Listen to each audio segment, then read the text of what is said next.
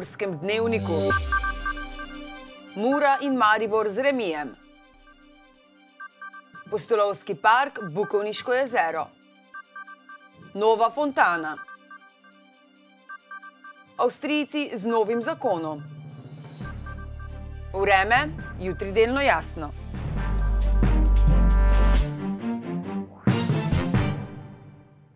Drage gledalke, cenjeni gledalci, lepo pozdravljeni v Pomurskem dnevniku.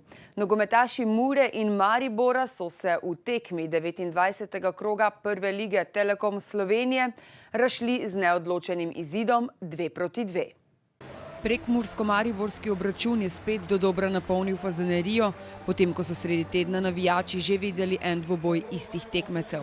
Po besedah stratega črno-belih je bila včerajšnja tekma izredno kakovostna. Ogromno preobratov, ogromno tempa, kljub temu, da tale ritem smo odigrali obojni izredno kvalitetno in dinamično. Pomeni, mislim, da so gledalci prišli na svoj račun, verjamem in upam, da se bo takšne tekme v slovenskem prostoru ponavljale. Gostje so v uvodnem delu imeli terensko premoč. Mi smo šli v tekmo izredno preplašeno, ne vem, kaj je bil razlog, enostavno prvi 20-25 minut smo bili preveč prestrašeni, polna dominacija Maribora, za naše strani pa smo bili premalo samozavestni, kar se tiče igre, potem so nekako se sprostili, karakter je danes prišel na površje. Maribor le proti Muri v sezoni 2018-2019 ni zmagal. Zadovoljni smo s točko, glede na priložnosti pa bi si zaslužili, po mojem mnenju, vse tri. Vendar pa je tudi stržena točka proti Mariboru izrednega pomena. Pomeni dodaten zagon, predstavlja 7 srečanj, na katere bomo dali vse od sebe in želimo si čim več točk. Pred četrto medsebojno ligaško tekmo v sezoni so imeli prednost Muraši, saj v tej sezoni v Prvi ligi še niso izgubili z vijoličastimi. Doma so jeseni zmagali 4:1, v Mariboru pa je bilo 0:0 in 1:1. Mislim, da smo pokazali, da se lahko kosamo z državnimi prvaki, da igramo zelo dober nogomet, da so tekme na evropskem nivoju in da je to nekaj posebnega tudi za gledalce.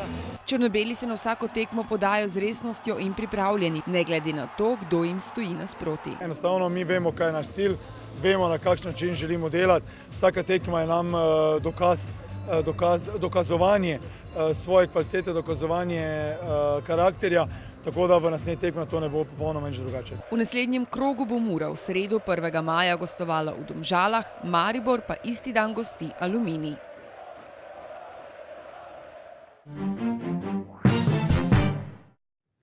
Pustolovski park, Bukovniško jezero je idealen kraj za oddih, sprostitev in zabavo.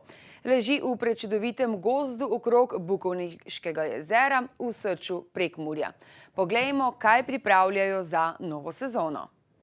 Ja, vsekakor ne. Po tem zimskem spanju, ko dejansko ni bil park odprt, smo z aprilom odprli park. Do zdaj je bil odprt čez vikende, soboto, nedeljo in praznike. Zdaj z 1. majem pa bo zdaj od jutri naprej bo cel teden odprt, to pomeni vsak dan, zjutraj od 11. do 7. zvečer.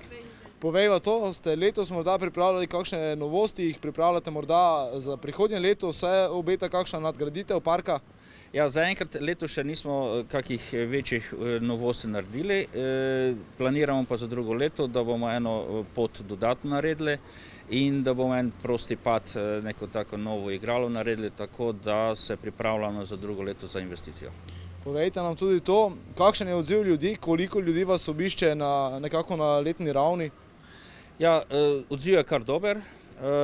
Prihajajo v park različne od domačinov do turistov, vedno več je tudi tujcev z Madžarske, z Hrvaške, Avstrije, tako da smo z obiskom zadovoljni, pride pa letno od 5 do 6 tisoč ljudi. Je to številka, ki bi si jo želeli tudi letos ali bi si želeli, da še nekoliko naraste? Vsekakor je precej odvisno od vremena. Tisto, ko je pred 2 letoma je bila ta 6 tisoč, ko je bilo največ, takrat je pač kako vreme je čez vikende. To pomeni, relativno smo običajno odvisni od vremena, ne toliko, koliko pač, da se spreminja struktura ali pa se povečuje ali zmanjšuje. Dejansko je od vremena v tistem letu odvisno. Lahko poveva morda še to, kaj vse je pri vas na voljo, kaj vse ponujate obiskovalcem? Ja, vsekakor osnovno je plezanje. Dejansko je to plezanje na 58 teh enotah. Imamo en šolski poligon, prvo 4 poligone še ali poti druge, ki so odvisne od težnosti ali pa težave. To pomeni pač ene so lažje, druge pa bolj zahtevne. Vsekakor je pa tudi sam park zanimivi, park in okolica kot Bukovniško jezero zanimivo za oglede, da tisti eni grejo pač plezati, eni pa grejo na točke ali pa okrog na sprehod. Dodatno pa tudi organiziramo kakšne team buildinge za skupine, za podjetja. In dejansko, če se tja v Bukovniško jezero pride, se lahko cela družina vsak za sebe nekaj najde, tako da je zanimivo za, naprimer, te prvomajske počitnice. Nedelujočo fontano na Kocljevi ulici v Murski Soboti bodo odstranili. Preveriti, kakšna bo podoba trga kulture v prihodnosti. Se še spomnite, kako je pred preureditvijo v drevored Martina Lutra bila videti okolica soboške občine? Na nove pridobitve, ki nam jih je prinesla prva faza prenove mestnega središča, smo se že navadili. Podobne preobrazbe pa bo z drugo fazo prenove v prihodnosti deležen tudi trg kulture.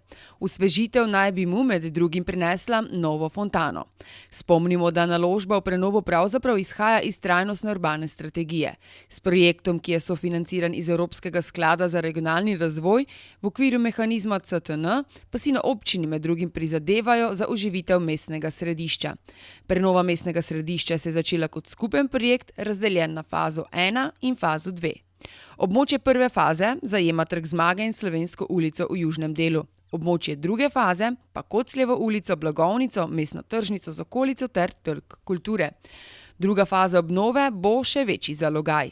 Druga faza prenove mestnega središča je sicer zaenkrat projektno rešena na idejni ravni, zato natančnejših investicijskih vlaganj odgovorni še ne morejo oceniti.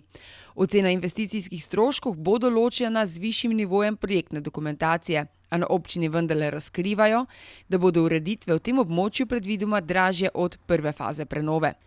Projektanti so v idejnem natečaju na tem območju predvideli ureditev javnih talnih površin, postavitev večnamenskih paviljonov, zasaditve ter novo urbano opremo. Njihova vizija pa na trg ob Soboški galeriji in knjižnici umešča tudi novo fontano. Kot pojasnjujejo na občini, naj bi po idejni zasnovi natečajnikov trg kulture povsem spremenili in celovito obnovili. S tem pa naj bi torej odstranili tudi obstoječo fontano. Avstrijski parlament je potrdil zakonodajo o socialni pomoči, v skladu s katero se bo znižala pomoč za tujce, ki slabše govorijo nemško in angleško. Znižal pa se bo tudi otroški dodatek. Mesečna socialna pomoč bo v skladu z novo zakonodajo od 1. junija znašalo 885 evrov, pri čemer bodo pari prejemali 1240 evrov, piše STA. Pomoč bodo v celoti prejemali tisti tujci, katerih znanje nemščine na srednji ravni, raven B1, ali ki zelo dobro govorijo angleško, raven C1. Tisti, ki nemško in angleško govorijo slabše, pa bodo prejemali 65% vrednosti socialne pomoči, kar za leto 2019 znaša približno 575 evrov. Po podatkih Avstrijskega statističnega urada je leta 2017 socialno pomoč prejemalo okoli 239 tisoč ljudi, od katerih polovica ni imela avstrijskega državljanstva. Približno tretjino prejemnikov pomoči so predstavljali azilanti in prejemniki subsidiarne zaščite. Z novo zakonodajo pa se znižuje tudi otroški dodatek, ki bo po novem znašal 221 evrov za prvega otroka, 133 za drugega in po 44 evrov za vsakega naslednjega. Avstrijski parlament je sicer že oktobra lani sprejel zakon, v skladu s katerim so od 1. januarja letos družinski prejemki in davčne olajšave za otroke, ki prebivajo v drugi članici, odvisni od življenjskih stroškov v tej članici. Evropska komisija je zaradi tega zakona sprožila postopek proti Avstriji, a na Dunaju trdijo, da je indeksacija otroških dodatkov v skladu s pravom Evropske unije. Temu ukrepu nasprotuje več članic Evropske unije, vključno s Slovenijo. Na spletnem portalu sobotainfo.com poročajo, da bo delovanje CERP-a in pomurskih občin pod drobnogledom Računskega sodišča. Več na sobotainfo.com, mi pa si poglejmo še kratke novice.